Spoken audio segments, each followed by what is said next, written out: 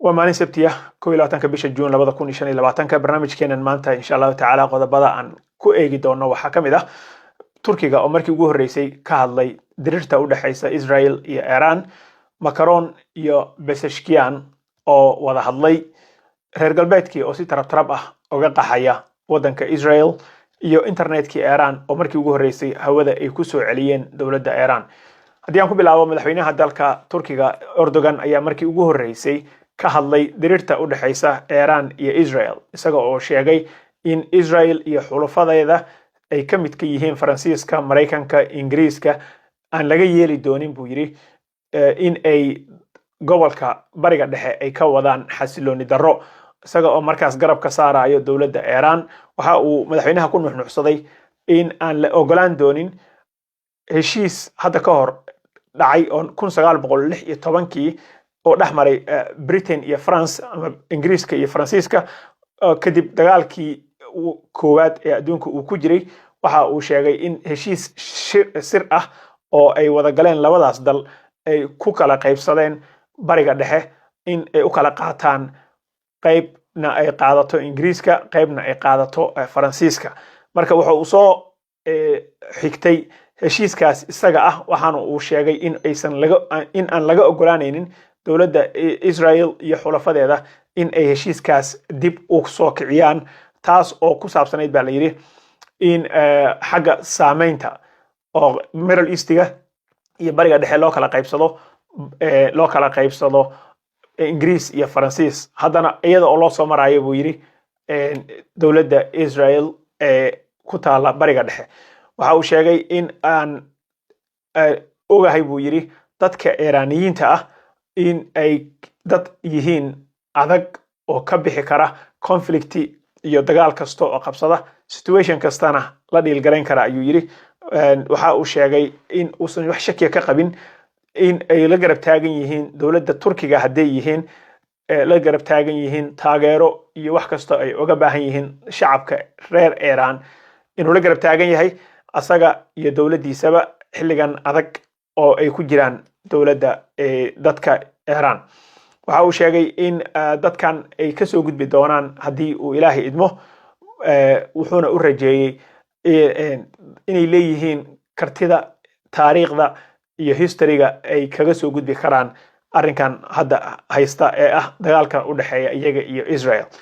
talabaad waxa shalay isla hadlay telefoonka ku wada hadlay madaxweynaha dalka Faransiiska Macron iyo madaxweynaha Iran Macron ayaa wuxuu Twitterkiisa ku soo qoray account-ka uu ku leeyahay X-kiisa uu ku soo qoray in madaxweynaha dalka Iran uu la soo hadlay asaga Macron ayaa waxa uu ku soo celceliyay in uu si adag ugu sheegay in madaxweynaha dalka Iran aan laga ogolaan doonin in wadanka Iran uu helo nuclear power uu noqdo oo bam nuclear ah uu samaysto Pezeshkian ayaa isagana waxa uu u sheegay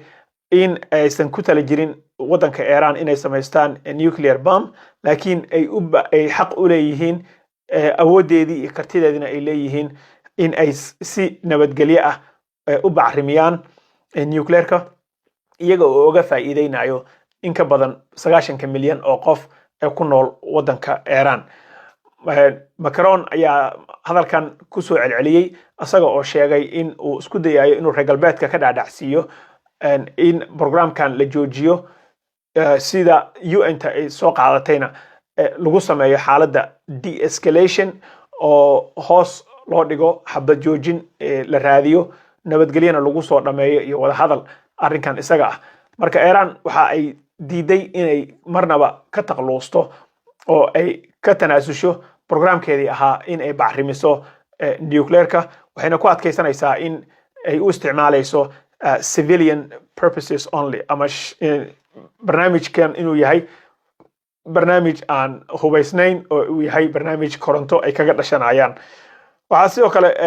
soo ifbaxaya wararka ugu dambeeyay naga soo gaaraya Israel ayaa waxa ay sheegayaan in reer galbeedkii ay tarab uga qaxayaan dalka Israel kuwaas oo la sheegay in siyaabo kala duwan ay uga qaxayaan kuwa waxay ka baxeen magaalada dekada leh ee Haifa hadda ka hor maraakiib ayaa ka qaaday haddana waxa kuwa kalena waxa ay ku baxeen basas marka 12 qof oo ka socota wadanka Talyaaniga ayaa waxa ay soo gaareen Azerbaijan caasimadeeda magaalada la yiraahdo Baku waxaana lagu soo dhaweeyay embassy-ga safaaradda ay ku leedahay Turkiga aan ka rabaa Italia ay ku leedahay Baku Azerbaijan waxa dadkan isugu keenay garoonka magaalada caasimadda Azerbaijan dadkaasna waxa lagu qaadi doonaa diyaarad waxa loo celin doonaa dalkoodii sidaas la mid ah waxa soo baxay oo ka soo cararay iyagana dad Canada ka imaaday dad ka imaaday Mareykanka iyo wadamo fara badan oo reer galbeedka ah ayaa ka soo qaxaya waxa ay sheegeen in ay dhibaato ku qabaan gantaalaha ka imaanayo wadanka Iran kuwaas oo anytime ku soo dhici kara meesha ay deegaan ahaan u degan yihiin waxay sheegeen inay ku daaleen oo nafta ku qabatay ku noolaashihii dhulka hoostiisa finally ugu dambeyntina ay go'aansadeen in ay ka soo baxaan dalka Israel waxa sidoo kale internetkii lagu soo celiyay hawada wadanka Iran markii ugu horeysay taas ayaana waxay keentay baa la yiri in dadka ay hadda wada xiriiraan in ay iswici karaan oo WhatsApp-ka iyo FaceTime-ka ay isticmaali karaan taas ayaa waxay sahashay in dadka hataa ay ogaadaan meesha wax ka dhacay meesha la weeraray kadib markii Israel ay sheegtay in ay weerar ku tahay koonfurta wadanka Iran inkastoo magaalada aysan cayimin waxa kale oo ay weerareen saldhigga weyn ee nuclear-ka lagu hagaajiyo ma aha kan weyn Fordo wali laakiin waxay weerareen kan ku yaalo Isfahan mar labaad ayay qaraaceen markaasna waxa ay sheegeen inay damage u geysteen inkastoo oo la sheegay in damage fara badan uusan soo gaarin waxa kale oo la soo warinayaa in isku dayayaan in ay saldhigga weyn ee sida adag loo sameeyay oo 300 oo mitir ama feet ka hooseeya dhulka Fordo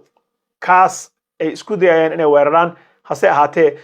waxa la sheegayaa in uu yahay fully functional wali uu shaqeynayo si buuxda uu u shaqeynayo oo wax dhibaato ah aysan ka soo gaarin gantaalada yaryar iyo qaraxyada ay ku dhufanayaan Israa'iiliyiinta taas ayaa waxay keentay marka in Israa'iiliyiinta ay codsadaan Mareykanka in uu u keeno gantaalada culculus oo 30,000 oo pound ah oo ay qaadi karto kaliya diyaaradda loo yaqaano B2 Spirit gantaalkan ayaa waxa aan arkayay oo la sheegay in ay iska daba rido diyaaraddan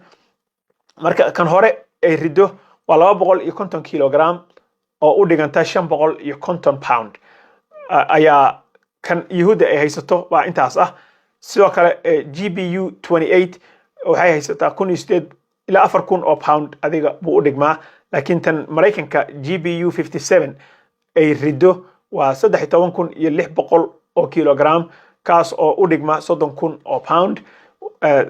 marka hore ay ku dhufataa la yiri gantaalka mid kale kaga daba celisaa mid kale kaga sii daba celinaysaa si ay u gaarto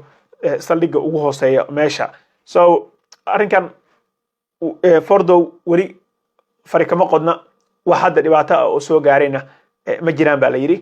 wixii kale oo ka soo kordha insha Allah ta'ala waan idin soo update gareyn doonaa waan idin soo geysin doonaa don't forget to subscribe to the channel